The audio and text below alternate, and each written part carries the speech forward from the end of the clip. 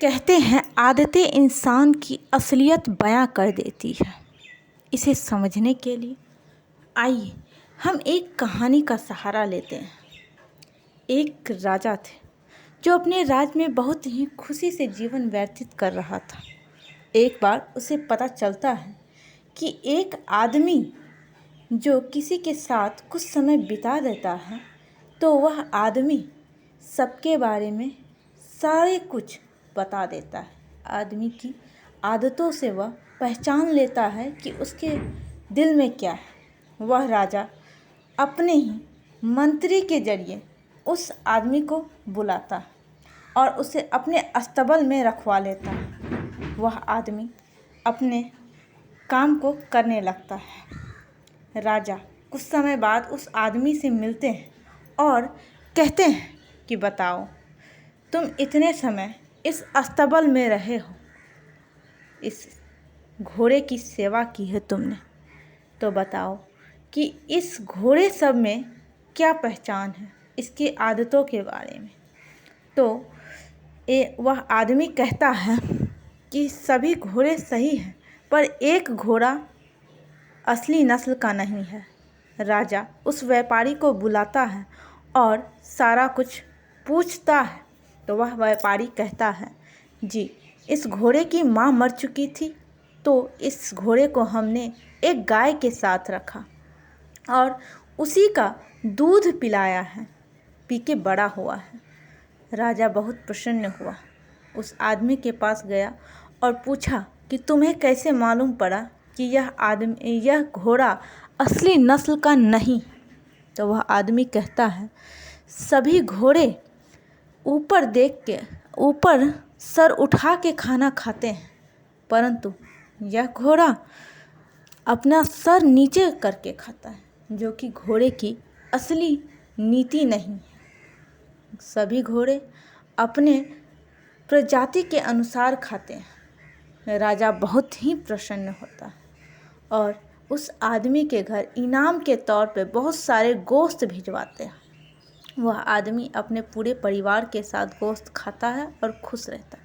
राजा एक बार उसे बुलाकर अपनी महारानी के दरबार में रह के जाता है और कहता है कि तुम कुछ समय यहाँ भी व्यतीत करो। वहाँ वह आदमी कुछ समय व्यतीत करने के बाद राजा पुनः उस आदमी से मिलता है और पूछता है कि बताओ, तुम हमारे महारानी के बारे में क्या कहना चाहते हो। वह आदमी कहता है, आपकी रानी भी असली नस्ल की रानी नहीं है प्रभु। राजा बहुत क्रोधित हो जाता है और पूछता है, ऐसा क्यों कह रहे हो। वह अपने दरबार में आकर अपनी सास को बुलाता है और उससे सारा कुछ पूछने लगता है। तो सास बताती है, जी हाँ, हमारे राज्य में एक बार बाढ़ आ जाती है, जिसके कारण हमारी राजकुमारी मर गई थी। आपसे शादी की तमन्ना तय होने के कारण हमने एक लड़की को बुलवाकर उससे आपकी शादी कर दी थी।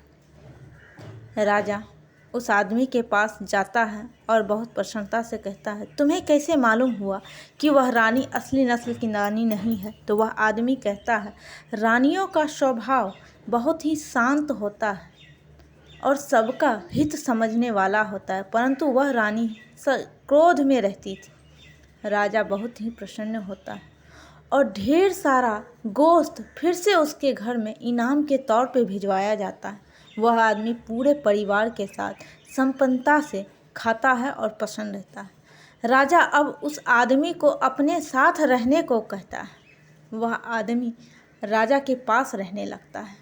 कुछ समय बाद वह रहते रहते राजा उससे पूछता है कि बताओ, अब तुम मेरे बारे में क्या कहना चाहते हो। यह सुन वह आदमी कहता है, आप भी असल नस्ल के राजा नहीं हैं।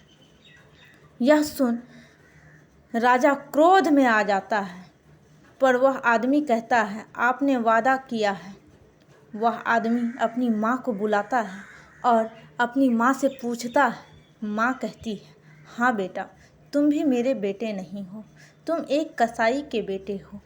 क्योंकि मेरा बेटा जन्म लेते के साथ मर गया था, परंतु इस राज्य को एक राजा की ज़रूरत थी, इसलिए मैंने उस कसाई से तुम्हें प्राप्त कर लिया था।